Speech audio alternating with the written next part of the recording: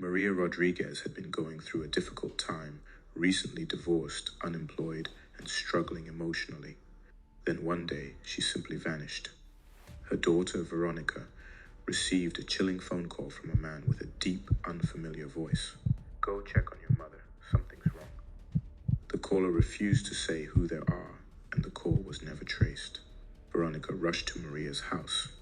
The door was locked, but the keys were inside. The carpet was soaked with water. Something wasn't right. Veronica thought.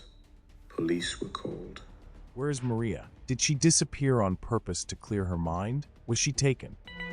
Inside, investigators found traces of blood on the wet floor, small smears leading toward the back of the house. The case quickly shifted from a missing person to a homicide investigation. In the garage, beneath Maria's parked car, a small gold ring was discovered. It was smeared with dried blood. No fingerprints were found, except Maria's. A few days later, police made a breakthrough. Under Maria's bed, they found an old photograph.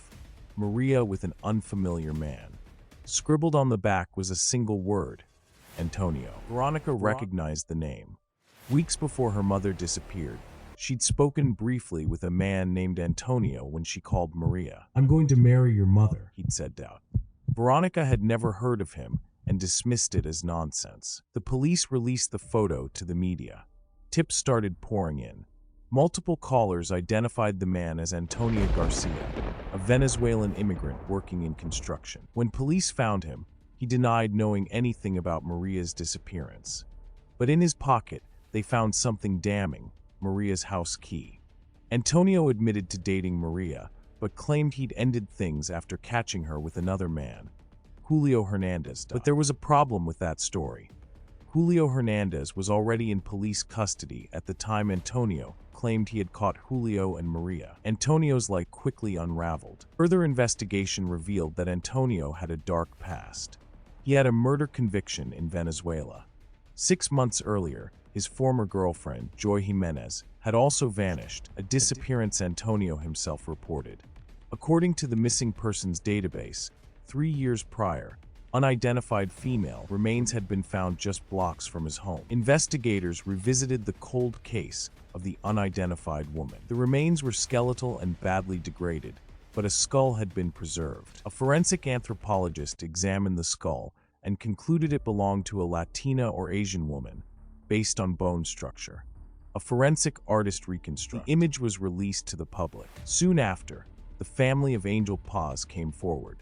Angel had been missing for over 3 years. She was last seen shortly after filing for divorce from Antonio Garcia. Antonio denied ever being married to Angel, but records proved otherwise. To confirm the remains belonged to Angel, investigators needed DNA. Her family had saved letters she'd mailed before she disappeared. One envelope had been sealed with saliva. The DNA was a match, but the case wasn't over. Investigators found a strand of hair on the blanket used to wrap Angel's body. DNA testing revealed a match to none other than Antonio Garcia. With growing evidence mounting against him, Antonio Garcia was arrested and charged with 3 counts of murder of Maria Rodriguez, Angel Paz, Joy Jimenez. But Antonio did not plead guilty. Instead, he maintained his innocence throughout the investigation and trial, cold, calm, and emotionless. He offered no explanation, no remorse. In court, he sat stone-faced as prosecutors laid out the disturbing pattern.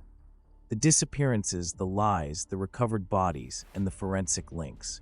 Despite his denials, the evidence was overwhelming. The DNA match, the photograph, the witness statements, and the physical connection to the victims sealed his fate. The jury found him guilty on all counts. He was sentenced to life in prison without the possibility of parole. Even after sentencing, Julio refused to cooperate. He never told investigators what truly happened, or if there were more victims. But investigators remain convinced, and somewhere out there, the truth and more bodies may still be buried.